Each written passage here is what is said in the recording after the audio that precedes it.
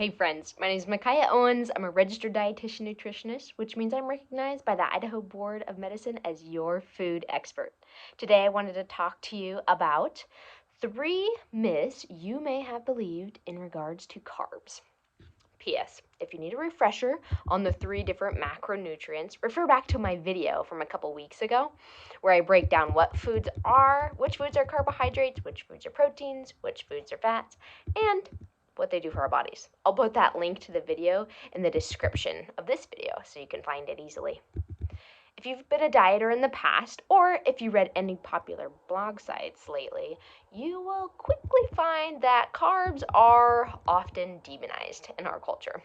They're a top food item to be eliminated whenever trying to lose weight, and they often perpetuate a feeling of guilt and shame for a lot of people when they're consumed. Today, I want to clear the air and debunk 3 of the top things I hear when people talk about carbs. Are you ready? Myth number 1. All carbs are going to make me fat. Truth. Eating a carbohydrate will not make you fat. There are so many different factors that play in weight fluctuations. Here are some of them. You ready for some of them that aren't carbs?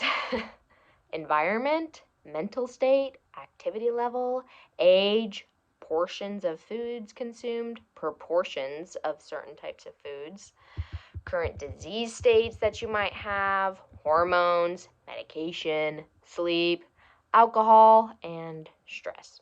Those are just a few things that go into weight fluctuations. So to say that eating a carb is going to make you fat is bogus. It's a myth. Erase it. In fact, in 2011, there was a study that looked at weight fluctuations of a cohort of 120,877 U.S. men and women over the course of 20 years. So this was a study with a huge population, and it was very longitudinal. They looked at this same group of people over 20 years and studied their weight fluctuations. Guess what they found? They found an inverse association, which means as one factor went up, the other factor went down. They found an inverse association between consumption of vegetables, whole grains, fruits, nuts, and yogurt with weight gain.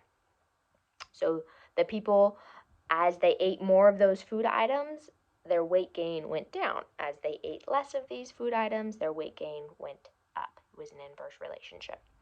So, of the 5 foods that were associated with that inverse relationship to weight gain in the study, 4 out of the 5 of those food sources were carbohydrates.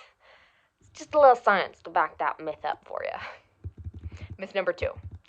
If you have diabetes or if you are a pre-diabetic, you can no longer eat carbohydrates. False. You can absolutely have carbohydrates if you are a diabetic or a pre-diabetic.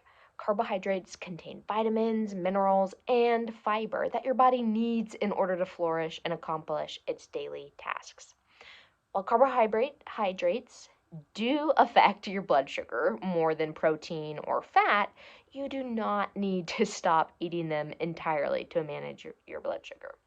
Making sure you are getting enough foods with high fiber content and consuming fiber with a protein or with a fat in the same sitting, eating meals regularly on a eating window like a pattern, not going long periods of time without eating, those are great ways of managing your blood sugar rather than just cutting out all carbohydrates. Ready for myth number 3? Myth number 3. Carbs cause inflammation.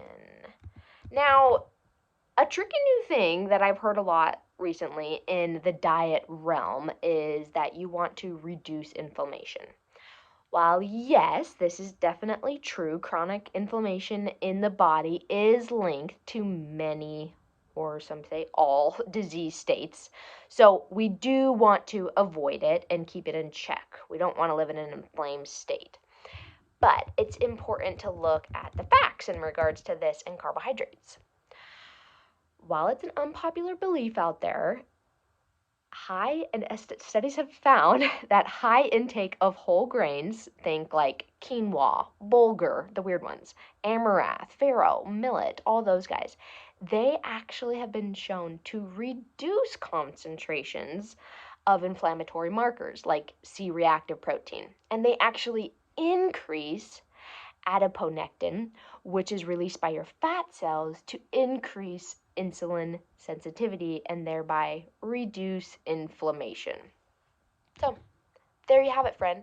3 myths debunked in just about 5 minutes. If you have unknowingly or knowingly subscribed to any of these myths regarding carbs, this is your cue. Erase it from your mind.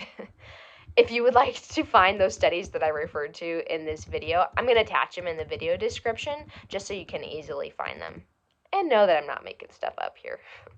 If you're wondering about which carbs to start incorporating freely into your diet, make sure to grab my free guide in the video description as well. Please give this video a like or share it with your friends if you know someone who needs to hear it. Have a good one.